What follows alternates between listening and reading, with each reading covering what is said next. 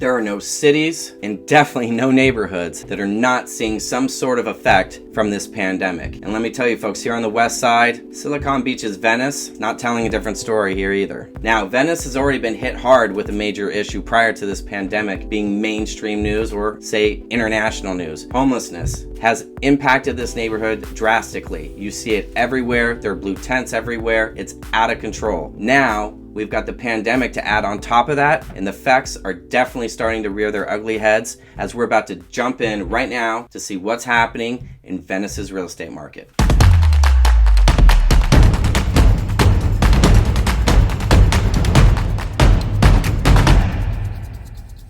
What's up? I'm Eric Haas with the Haas Group in sunny Southern California. Welcome to my channel, and if this is the first time you're joining me today, well, super stoked to have you. If you haven't already, please like, comment, and smash that subscription button as I'm here to keep you dialed in on how this pandemic is not only impacting our daily lives, our housing markets, but also tips, tricks, and strategies that you can still be implementing to be a successful buyer, seller, or investor no matter what market we're experiencing. Now, without further ado, we're going to jump right in and see what the heck is going on with Venice and its real estate market. Now, April, again, is definitely providing us with some great data. The first quarter was pretty much obsolete. It was a normal market, but April has really shed some light on what's happening, especially right here in Venice. Now, the supply really hasn't substantially changed, and that hasn't really changed since October of 2019. We have about 70 plus homes for sale in Venice right now, and that number is pretty much stagnant, as I mentioned before. We've got a lot of the majority of the higher end properties finding themselves sitting on the market and incurring quite a bit of price reductions. I mean, there are still some normal homes as well that are incurring them, but for the most part it's the higher end, and a lot of agents typically fall along those lines of overpricing,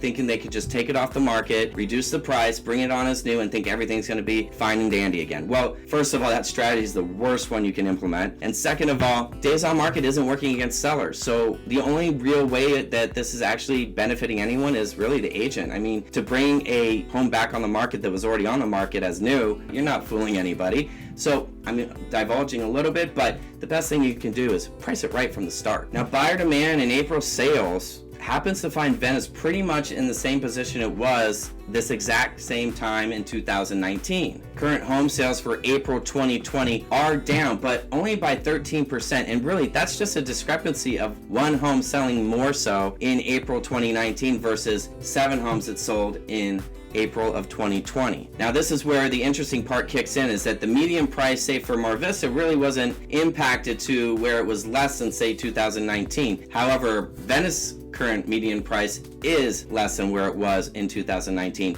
actually to the point of 7%, where it's dropped from a 2.1 million median sales price in 2019 of April to a $1,965,000 median sales price for April 2020. Now, again, as I mentioned, the pandemic has not been the only catalyst or, say, enemy of the Venice market. The homelessness is definitely rampant, it's out of control, and there doesn't really seem to be any stipulation in sight for how to regulate it or manage it as well. Venice will always remain one of the most attractive neighborhoods on the west side, and on that note, I'll always have you dialed in as well.